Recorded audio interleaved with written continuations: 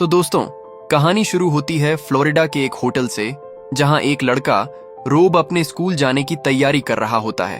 बस का इंतजार करते करते रोब थोड़ा बोर हो जाता है और टाइम पास करने के लिए पास के जंगल में घूमने निकल जाता है। चलते चलते उसे अपनी माँ की याद आने लगती है।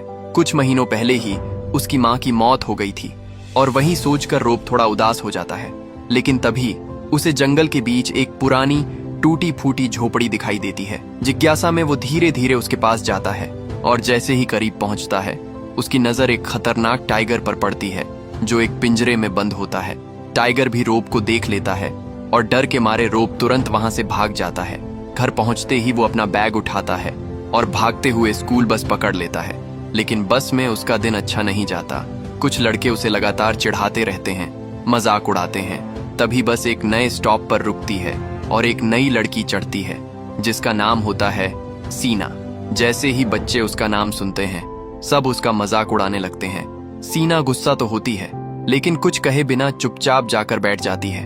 अब सीन कट होता है क्लासरूम में। टीचर पढ़ा रही होती हैं, लेकिन रोब का ध्यान कहीं और ही होता है। वो अपनी कॉपी में वही टाइगर बनाने लगता है जो उसने जंगल में देखा था और अपनी कल्पना में वो टाइगर को जिंदा होते हुए सोचने लगता है।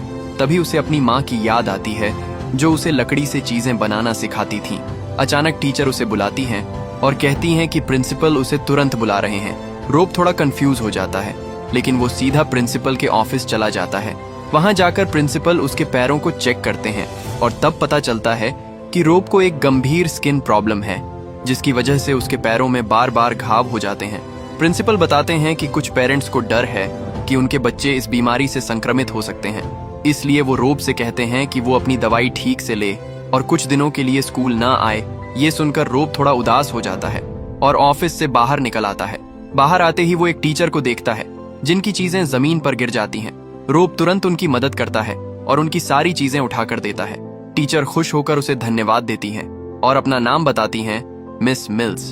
फिर वो रोब के हाथ में बनी ड्राइंग को देखती हैं और मुस्कुराते हुए पूछती हैं, ये तुमने क्या बनाया है? रोब थोड़ा शर्मीला होता है, लेकिन फिर भी वो अपनी टाइगर वाली ड्राइंग मिस मिल्स को दे देता है। ड्राइंग देखकर टीचर काफी इम्प्रेस हो जाती हैं और उसकी तारीफ करते हुए कहती हैं कि उसमें बहुत टैलेंट है। वो रोब को मोटिवेट करती है और कहती हैं कि जब वो छुट्टी से वापस आएंगी तब वो उसे फिर से मिलने आए। रोब भी मुस्कुराकर हाँ कह देता है। अब स्कूल खत्म होने का टाइम आता है। रोब बाहर खड़ा इंतजार कर रहा होता है। तभी अचानक बहुत सारे बच्चे मिलकर सीना को दौड़ाते हुए आते हैं। सीना पहले तो सहती रहती है, लेकिन फिर गुस्से में आकर एक लड़के पर हमला कर देती है। लेकिन वो लड़का उससे बड़ा और ताकतवर होता है और उसे जोर से जमीन पर गिरा देता है। ये देखकर रोब खुद को रोक नहीं पाता और तुरंत बीच में आकर चिल्लाता है, उसे अकेला छोड़ दो। लेकिन अब बदमाश लड़कों का ध्यान रोब पर चला जाता है और वो खुद डर कर वहां से भाग जाता है। थोड़ी देर बाद सीना बस में बैठती है।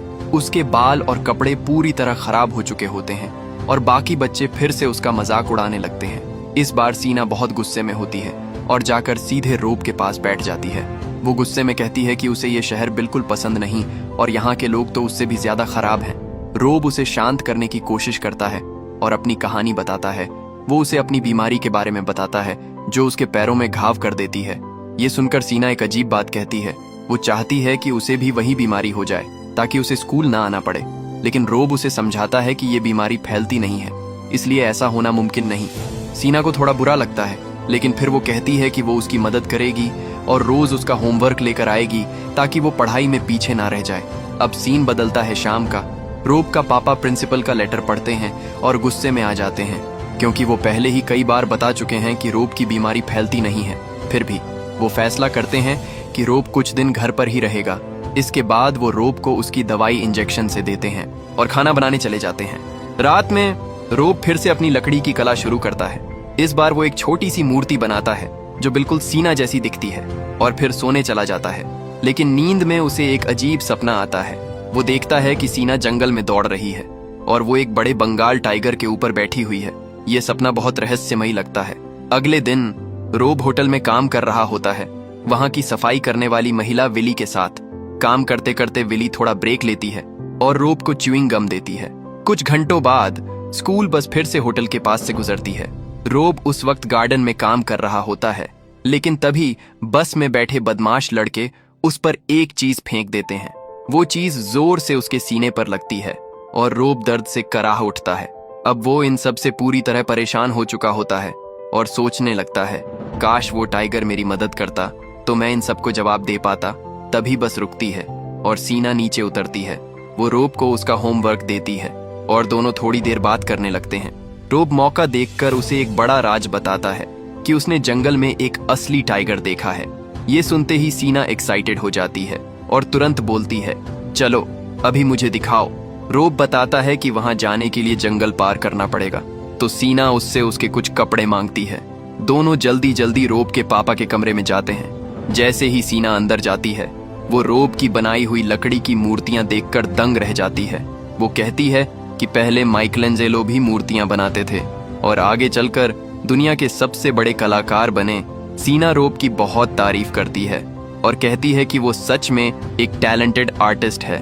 तभी उसे अपनी जैसी दिखने वाली एक छोटी मूर्ति मिलती है और वो खुश होकर कहती है कि ये सब बिल्कुल परफेक्ट है।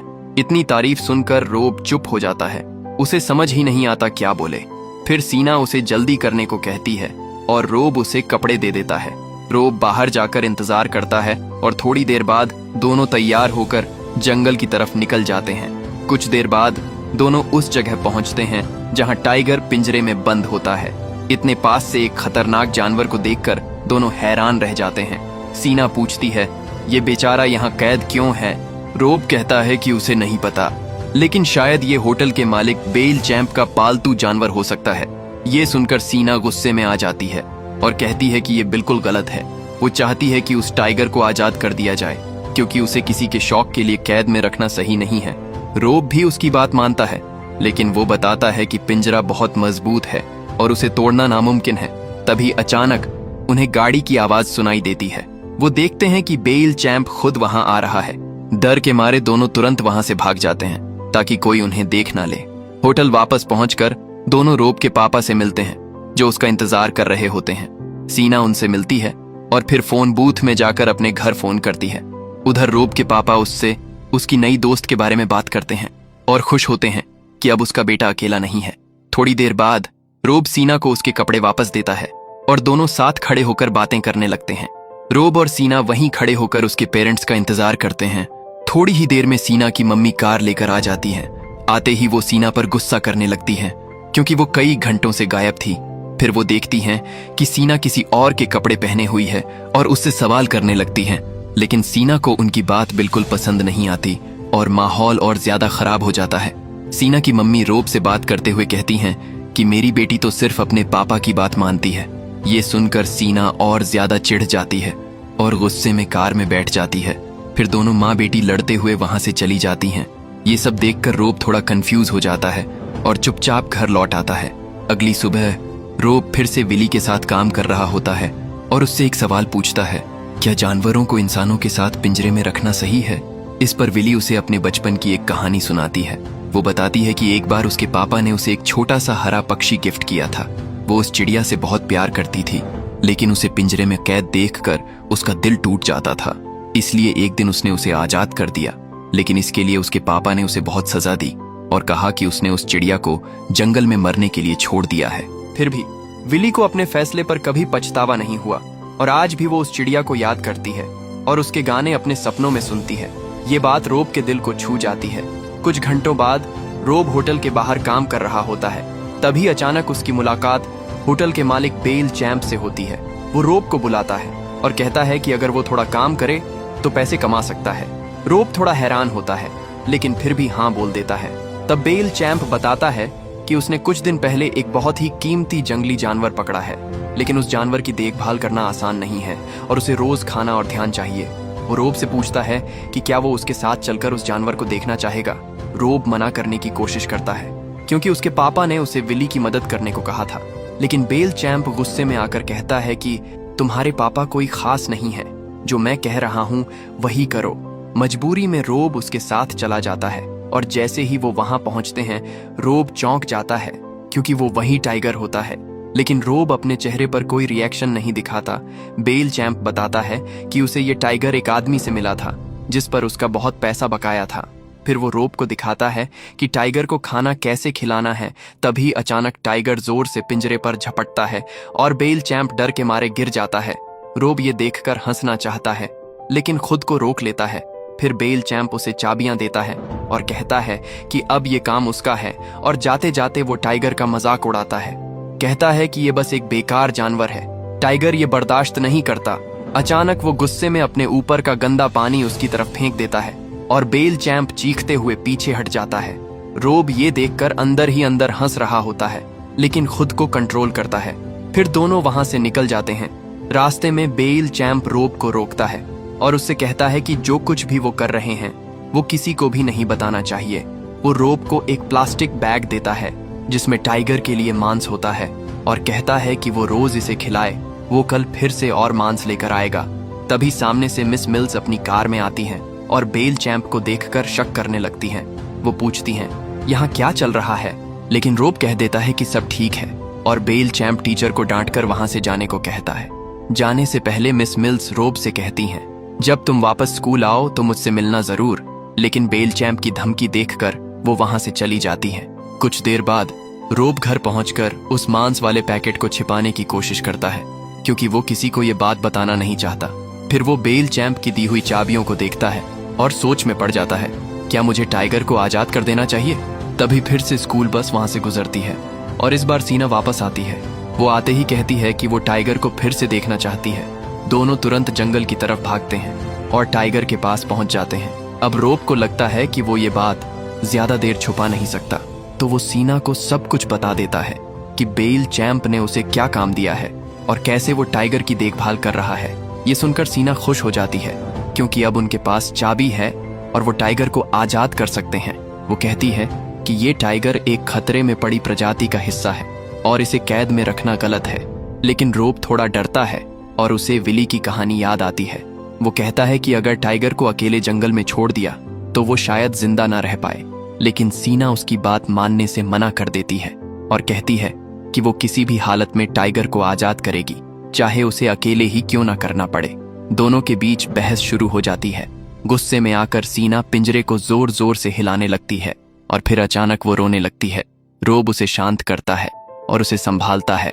फिर सीना टाइगर को थोड़ा आराम देने के लिए पिंजरे के ऊपर ढका हुआ कपड़ा हटा देती है। अब टाइगर खुली हवा में सांस ले पाता है और दोस्तों, धीरे धीरे रात हो जाती है और दोनों बच्चे वहीं टाइगर के पास बैठकर पूरी रात बिताते हैं। रोब और सीना पूरी रात टाइगर के पास बैठकर आसमान के तारे देखते रहते हैं।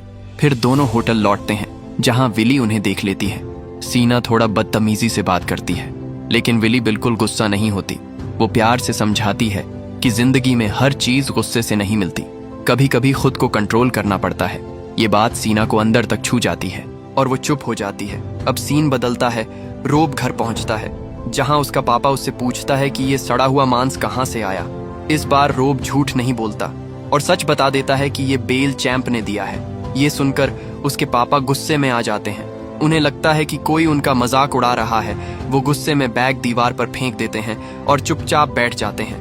रोब उनसे बात करने की कोशिश करता है लेकिन वो उसे अकेला छोड़ने को कहते हैं। उदास होकर रोब बाहर चला जाता है और लकड़ी की मूर्ति बनाने लगता है। अगले दिन रोब अपनी बनाई हुई एक चिड़िया विली को गिफ्ट करता है जिसे देखकर वो बहुत खुश हो जाती है। तभी सीना बस से आती है और बताती है कि उसकी मम्मी ने उसे रोब से मिलने से मना कर दिया है लेकिन वो फिर भी आई है। वो कहती है कि अब उन्हें किसी बड़े से सलाह लेनी चाहिए और दोनों विली के पास जाते हैं। पहले तो विली उनकी बात पर यकीन नहीं करती लेकिन जब वो खुद टाइगर को देखती है तो गुस्से में आ जाती है। सीना कहती है, हमें इसे आजाद करना ही होगा, लेकिन विली मना कर देती है। कहती है कि जंगल में अकेला टाइगर शायद जिंदा ना रह पाए। अब यहाँ से बहस शुरू हो जाती है। सीना कहती है कि सही काम करना जरूरी है, चाहे वो कितना भी मुश्किल क्यों ना हो, और गुस्से में वो रोब से कह देती है, मैं तुमसे नफरत करती हूँ, अब कभी बात मत करना। ये सुनकर रोब टूट जाता है। सीना वहां से चली जाती है और विली रोब को संभालती है। लेकिन कुछ देर बाद रोब सीना के पीछे भागता है और कहता है, मैं टाइगर को आजाद करूंगा हमारी दोस्ती के लिए। सीना पहले यकीन नहीं करती लेकिन फिर मान जाती है। तभी अचानक बेल चैंप वहां आ जाता है और रोब को कुछ काम देकर चला जाता है। अब दोनों समझ जाते हैं कि उनके पास मौका है। वो तुरंत जंगल की तरफ भागते हैं। रोब चाबी निकालता है और पिंजरे का ताला खोल देता है। दोनों जानते हैं कि टाइगर ने 2 दिन से खाना नहीं खाया, फिर भी वो उसे आजाद कर देते हैं। टाइगर धीरे धीरे बाहर आता है और कुछ पल के लिए उनके पास ही खड़ा रहता है। दोनों उसे प्यार से छूते हैं। फिर टाइगर जोर से दहाड़ता है और जंगल की तरफ दौड़ जाता है। दोनों खुश हो जाते हैं। उन्हें लगता है उन्होंने सही काम किया, लेकिन तभी अचानक गोली चलने की आवाज आती है। सीना घबरा जाती है और दोनों दौड़ते हुए सड़क की तरफ जाते हैं। वहां जाकर वो देखते हैं कि टाइगर जमीन पर गिरा पड़ा है। रोब को पता चलता है कि उसके पापा ने गोली चलाई थी, लेकिन सच्चाई कुछ और होती है। दरअसल बेल चैंप रोब के पापा पर हमला कर रहा था और खुद को बचाने के चक्कर में ये हादसा हो गया। रोब गुस्से में अपने पापा पर चिल्लाने लगता है, उसे धक्का देता है और कहता है, मैं आपसे नफरत करता हूँ। फिर वो कहता है, माँ का नाम बोलो, आपने कभी नहीं लिया। ये सुनकर उसके पापा टूट जाते हैं और आखिरकार वो कहते हैं, कैरोलीन। ये सुनते ही दोनों एक दूसरे को गले लगा लेते हैं। उधर विली सीना को संभालती है और माहौल थोड़ा शांत हो जाता है। बेल चैंप भी वहां से चला जाता है। विली कहती है, टाइगर अब एक बेहतर जगह पर है। तभी वो नोटिस करती है कि रोब के पैरों के घाव ठीक हो रहे हैं। सबके चेहरे पर हल्की सी मुस्कान आ जाती है। इसके बाद सीना रोब से माफी मांगती है और कहती है कि वो उसका सबसे अच्छा दोस्त है। दोनों साथ चलते हैं और रोब की बनाई टाइगर की ड्राइंग देखते हैं। सीना उस ड्राइंग की तारीफ करती है और रोब उसे वो ड्राइंग दे देता है। खुशी में सीना रोब के गाल पर किस करती है और दोनों साथ चलते हुए आगे बढ़ जाते हैं। तो दोस्तों, ये कहानी